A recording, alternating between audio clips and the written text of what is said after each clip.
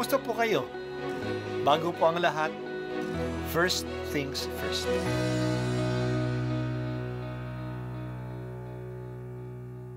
Good morning po. Sinisimulan po natin ngayon ang first things first. At dito po, tinatalakay natin sa unang bahagi ng umaga natin ay ang first readings na binabasa po sa banal na misa. Ito pong tinatalakay natin kasi madalas po kasi marami na tayong alam tungkol sa gospel readings. Pero konti po ang nagsasalita sa first readings. Pero ang first readings, bahagi din po yan ng Biblia, ng banal na kasulatan. Kaya susubaybayan po natin ang mga first readings, basahin po natin at kuminsan kailangan ng basahin ng 2 o 3 beses bago maintindihan kasi hindi po tayo familiar sa mga istorya at sa mga kaisipan na tinatalakay dito. Ang pagbasa mula sa Aklat ng Karunungan. Sinabi ng masasama, tambangan natin ang taong matuwid, pagkat hadlang sila sa ating mga balak. Ipinamumukha nila sa atin ang pagsuway sa kautusan. Ang sinasabing tayo'y nagkasala laban sa ating kaugalian. Ipinamamarali nilang nakikilala nila ang Diyos at sinasabing sila'y anak ng Panginoon. Sila ang nagbibigay sa atin ng mga problema. Makita lang natin sila'y balisa na tayo, pagkat kaiba ang gawain nila at pamumuhay. Ang palagay nila sa atin ay mababang mababa at nandidiri sila sa ating gawain. Sinasabi nilang kaligayahan ang wakas ng matuwid at ipinagmamagaling na sila'y anak ng Diyos.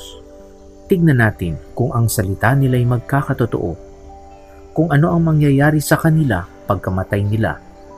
Kung ang mga matuwid ay anak nga ng Diyos, sila ay tutulungan niya at ililigtas sa mga kaaway.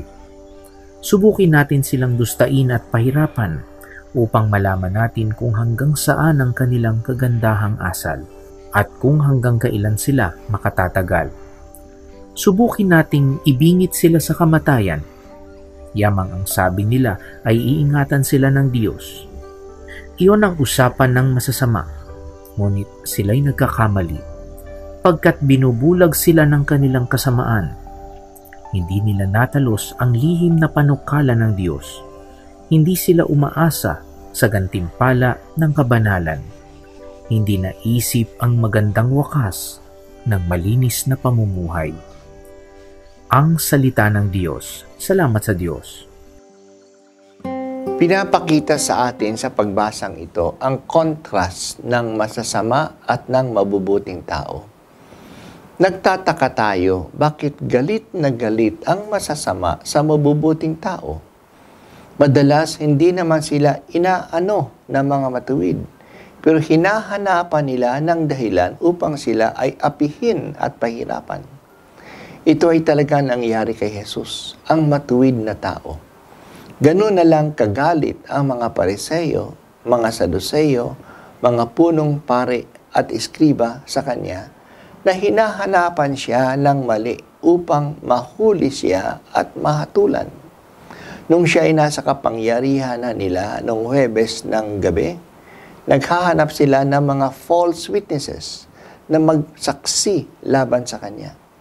At sa harap ni Pilato, kahit na wala siyang kasalanan, pinilit pa nila si Pilato na hatulan siya ng kamatayan. Saan nanggagaling ang galit na ito?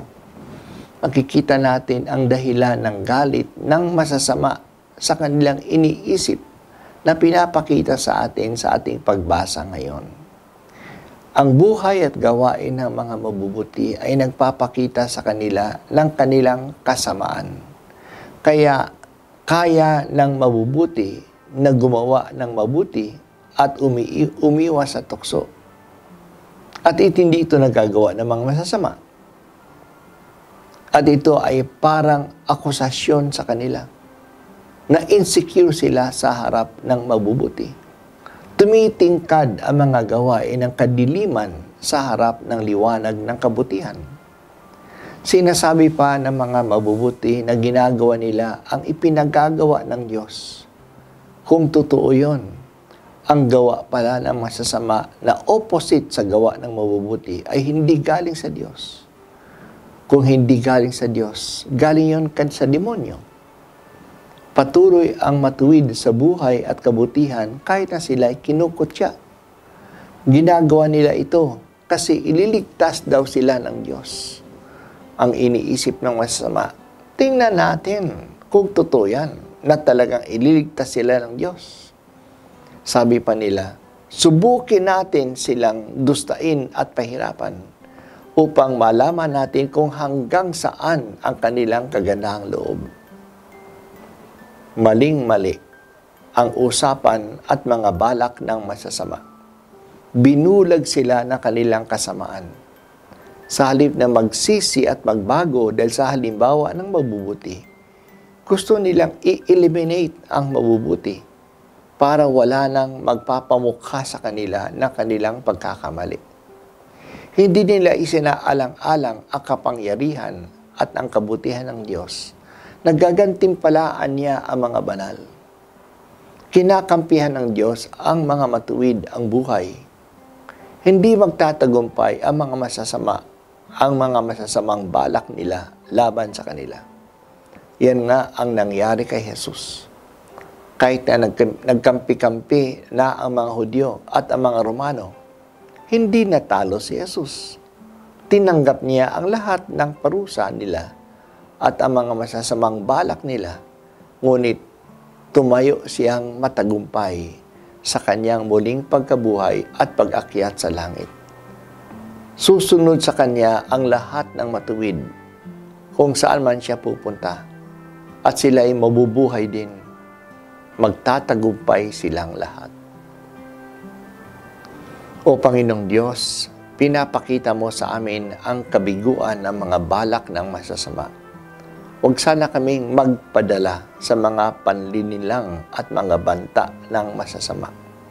Bigyan mo kami ng katatagan para sa aming paglalakbay tungo sa katarungan.